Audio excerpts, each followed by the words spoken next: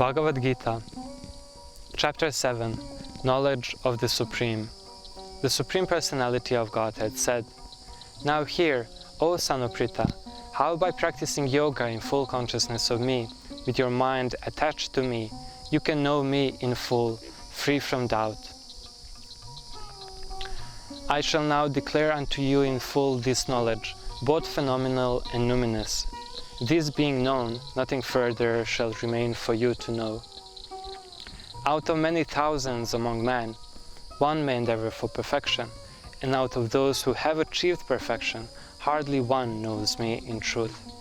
Earth, water, fire, air, ether, mind, intelligence, and false ego, altogether these 8 constitute my separated material energies.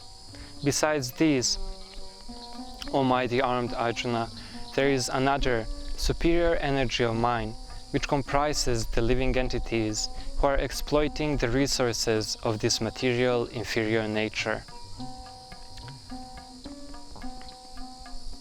All created beings have their sources in these 2 natures, of all that is material and of all that is spiritual. Know for certain that I am both the origin and the dissolution. O conqueror of the world, there is no truth superior to me. Everything rests upon me as pearls are strung on the thread. O son of Kunti, I am the taste of water, the light of the sun and the moon. I am the syllable Om in the Vedic mantras. I am the sound in ether and ability in man. I am the original fragrance of the earth. I am the heat in fire.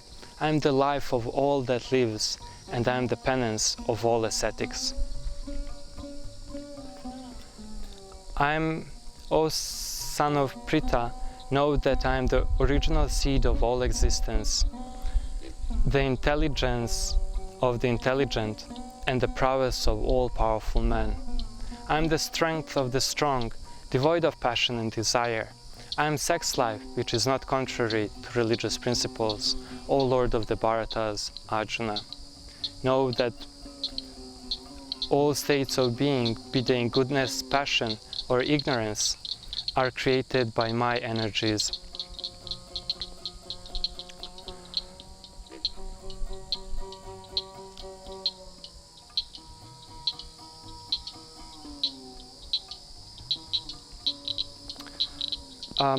I am in one sense everything, but I am independent. I am not under the control of, I am not under the modes of material nature, for they, on contrary, are within me.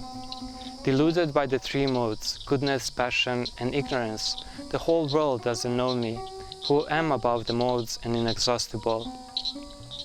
This divine energy of mine, consisting of 3 modes of nature, is difficult to overcome, but those who have surrendered unto me can easily cross beyond it.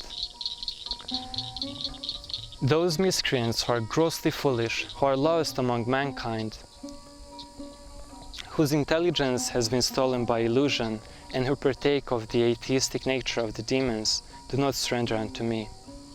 O best of the Bharatas, 4 kinds of pious men begin to render service unto me: the distress, the desirer of wealth, the inquisitive, and he who is searching for knowledge of the Absolute. Of all these, the one who is in full knowledge and who is always engaged in unalloyed devotion is the best, for I am very dear to him and he is very dear to me. All these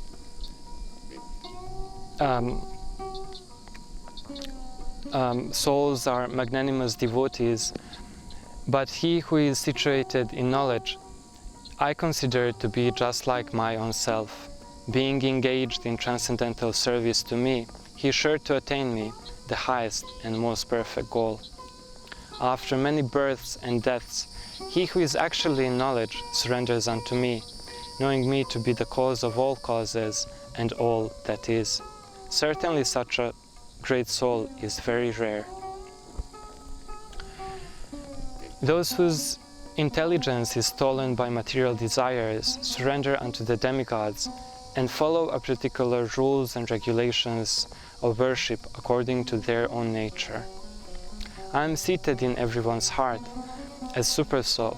As soon as one desires to worship some demigod, I make his faith steady so that he can devote himself to that particular deity. Endowed with such a faith, he endeavors to worship a particular demigod and obtains his desires, but in actuality, these benefits are bestowed by me alone. Men of small knowledge worship the demigods, and their fruits are temporary and limited. Those who worship the demigods go to the planets of the demigods, but my devotees ultimately reach my supreme abode. Unintelligent men who do not know me perfectly think that I, the Supreme Personality of Godhead, Krishna, was impersonal before and have now assumed this personality. Due to their small knowledge, they do not know my higher nature, which is imperishable and supreme. I am never manifested to foolish and unintelligent. To them I am covered by my internal potency, and therefore they do not know that I am imperishable, that I am unborn and infallible. O Arjuna, as the Supreme Personality of Godhead, I know everything that has happened in the past, all that is happening in the present, and all things that are yet to come.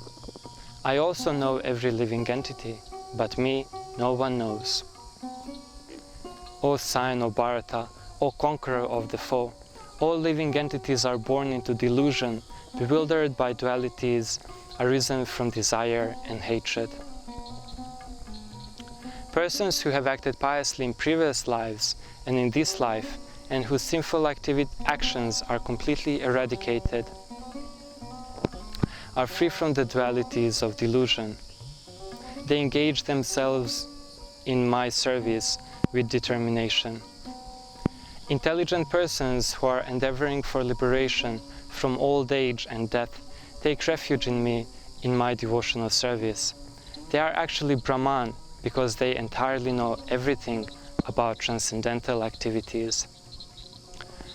Those in full consciousness of me, who know me, the Supreme Lord, to be the governing principle of all material creations, of the demigods, and of all methods of sacrifice, can understand and know me as the Supreme Personality of Godhead, even at the time of death.